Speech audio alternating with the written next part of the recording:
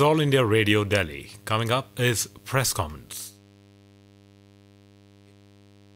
This is All India Radio. You will now hear comments from the press. The Asian Age in its editorial title NPA is a good step but writes the Supreme Court has partially done the right thing by quashing the Reserve Bank circular giving lenders the option of either resolving the loan issue or declaring themselves insolvent. Where it fell short in dispensing justice is that it should have also taken the government and regulators to task. Many defaulters argued the default was predicated on the frequent changes in government policy or the regulators' delay in taking decisions. The power sector, one of the biggest victims of non-payment of dues by struggling state-owned power distribution firms, is an example. It can't be denied, however, that the non-performing assets have reached humongous proportions, rupees 9.2 lakh crores as in January 2019, or 10.2% of all loans. This is people's money. Various attempts by the government to tackle NPAs through institutions like debt recovery tribunals ended with cases getting stacked up there too.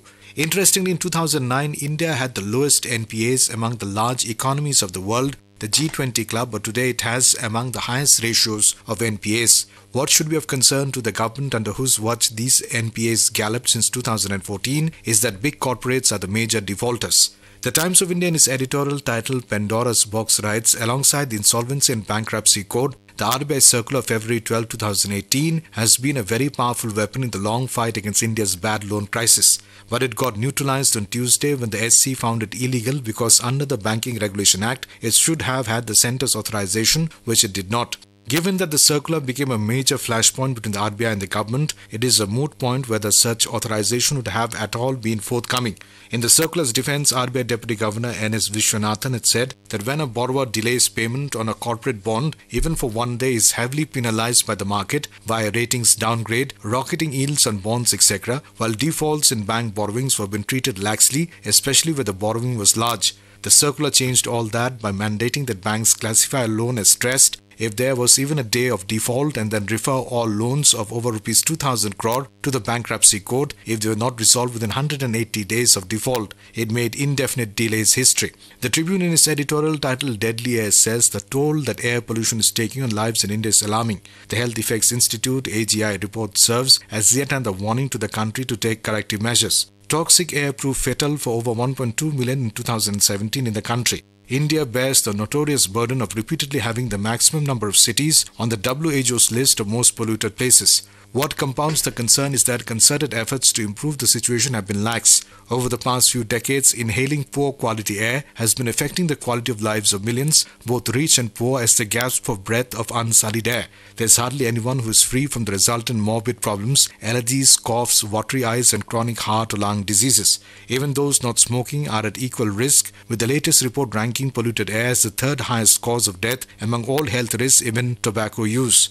Business Line in its editorial titled A Neutral Body Should Monitor Content on Social Media says Facebook's decision to take down over 1,000 pages and accounts for engaging in coordinated, inauthentic behavior or spam exposes the systemic flaws when it comes to policing social media platforms. The action was based on Facebook's assessment that the people behind the activity coordinated with one another and used fake accounts to misrepresent themselves with the objective of manipulating people.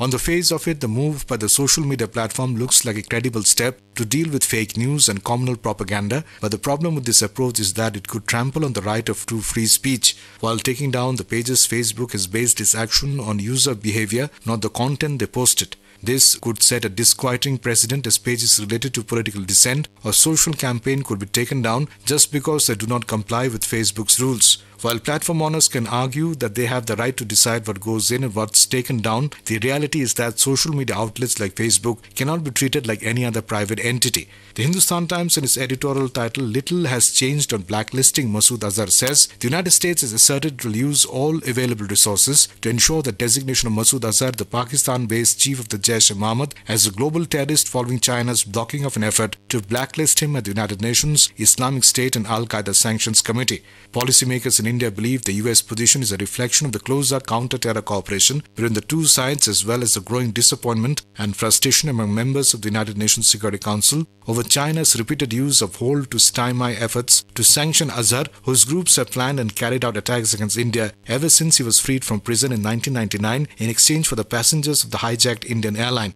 As part of his efforts to corner China over the issue of Azhar, the US has circulated a draft resolution on blacklisting the JEM chief among members of the Security Council. Those were the comments from